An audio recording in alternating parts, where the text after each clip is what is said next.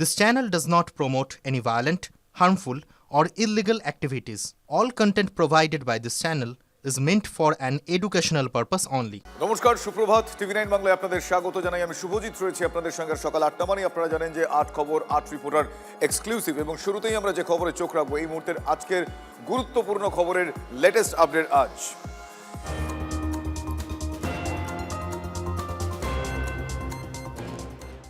আর শুরুতেই যে গুরুত্বপূর্ণ খবরের লেটেস্ট আপডেটের কথা আপনাদের বলছিলাম সেটা হলো, আপনারা জানেন আজ থেকে শুরু মাইক্রো অবজারভারদের প্রশিক্ষণ।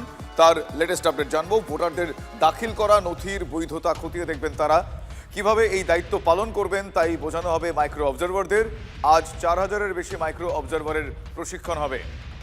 আমার সহকর্মী সুজয় এই মুহূর্তে আমার সঙ্গে টেলিফোন লাইনে রয়েছে। সুজয়, আজকের থেকে এই প্রশিক্ষণ অত্যন্ত গুরুত্বপূর্ণ, কারণ বেশ কিছু কনফিউশনস রয়েছে, সেগুলোকে ক্লিয়ার আউট করা হবে। আজ প্রশিক্ষণের আগাম কি খবর এখনো পর্যন্ত রয়েছে, কিভাবে এই প্রসেস চলবে আজ?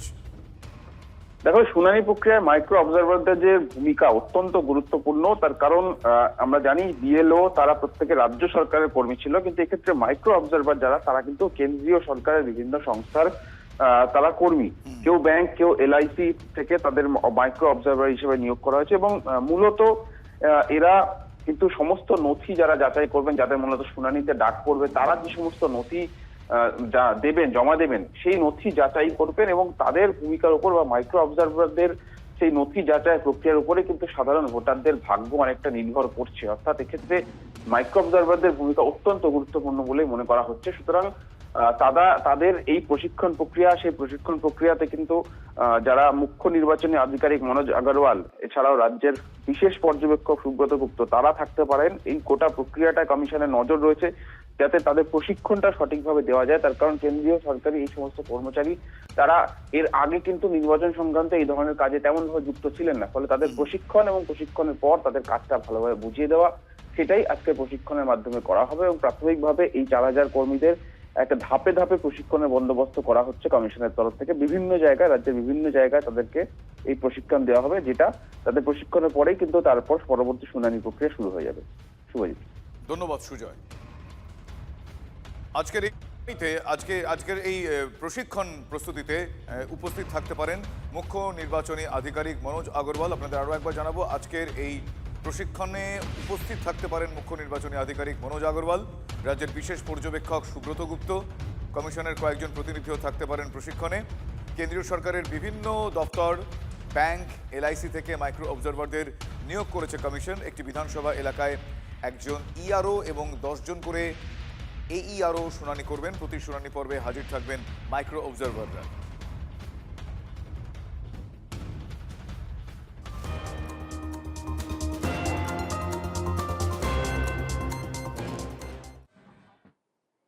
ভোটার খসড়া তালিকায় নো ম্যাপিং বা আনম্যাপড হিসেবে লক্ষ লক্ষ মতুয়ার নাম থাকার সম্ভাবনা প্রকট হচ্ছে।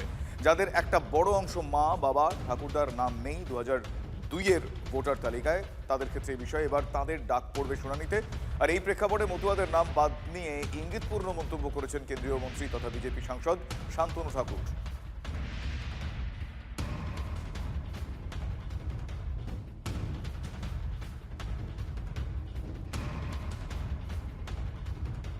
ভারতবর্ষের সরকারকে সহযোগিতা করার জন্য আমাকে যদি এসআইআর ঝেলতে হয় তাহলে ঝেলবো না কেন? আজকে 50 লাখ রোহিঙ্গা মুসলমান, বাংলাদেশি মুসলমান, পাকিস্তানি মুসলমান যদি বাদ যায়, তার মধ্যে 1 লাখ যদি আমাদের সমাজের মানুষকে একটু স্টপ থাকতে হয়, ভোট দেওয়ার জন্য বিরতি থাকতে হয়, তাহলে কোনটা লাভ? মতুয়াদের কবর খুঁড়ে মৃত্যুর মুখে ঠেলে দিচ্ছেন শান্তনু। প্রতিক্রিয়া মতুয়া মহাসংঘের সংঘাধিপতি মমতা বালা ঠাকুরের। মতুয়াদের ভোটেই শান্তনু জয়ী হয়েছেন। মতুয়াদের কথা ভাবলে আগেই ইস্তফা দেওয়া উচিত ছিল শান্তনুর, যে মতুয়ারা তাঁকে ভোট দিয়েছেন। এবার ভাবুন, মন্তব্য তৃণমূল সাংসদের।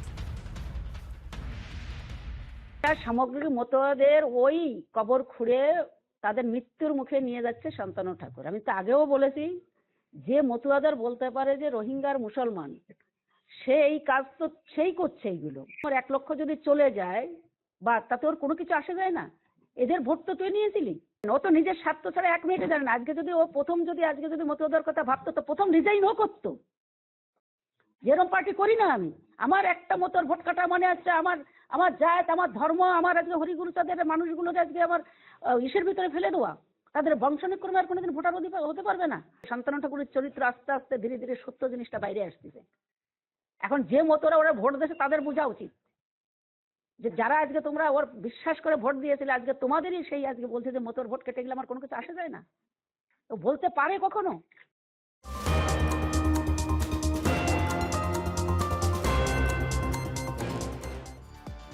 সিইও দফতরের সামনে গতকাল ফের তৃণমূলপন্থী বিএলওদের বিক্ষোভ।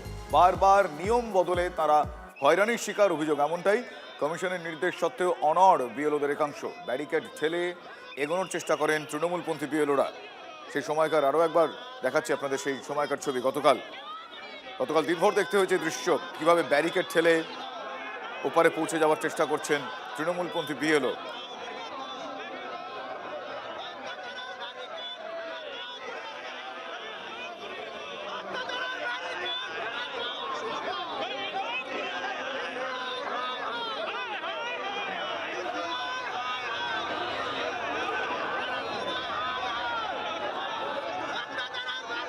সব সময় মানে যেভাবে আটকানো হচ্ছে প্রত্যেকবার আটকে দিচ্ছে। কেন? আমরা কি ক্রিমিনাল? আমাদের ব্যথা, আমাদের কষ্ট, আমাদের ন্যায্য দাবিটা মানবে না, শুনবেন না? মানার তো দূরে কথা, শুনতে চাইছে না। কেন? আমরা কি অপরাধী? আপনার হয়ে কাজ করছে বিএলওরা, আমাদের সহকর্মীরা, তাদের ব্যথা কষ্ট শুনবেন না? আমাদের এইভাবে ক্রিমিনাল মেনে এইভাবে ব্যারিকেডিং করে কেন আটকানো হচ্ছে? আমরা তো আমাদের 8-9 জন ডেলিগেশন যেটা রিপোর্টিং করা হয়েছে, ওরা গিয়ে কথা বল, আমাদের ব্যথাটা আটকানো কেন হচ্ছে? আমাদের চাহিদা হচ্ছে দিনের পর দিন বিএলওদের কাজ বাড়ানো হচ্ছে। কেন আমাদের কাজ 11ই ডিসেম্বর শেষ হয়ে গেছিল, তাও কেন দিনের পর দিন কাজ বাড়ানো হচ্ছে? প্রত্যেকদিন নতুন মেসেজ হচ্ছে, নতুন কাজের চাপ বাড়ানো হচ্ছে। স্কুলগুলোতে বিএলওরা আসতে পারছে না, রেজাল্ট তৈরি করতে তারা কোনো সাহায্য করতে পারছে না, মাধ্যমিক পরীক্ষার সামনে সিলেবাস শেষ করতে পারছে না। কেন আমাদের টিচারদের উপর এত কেন মানসিক চাপ হচ্ছে?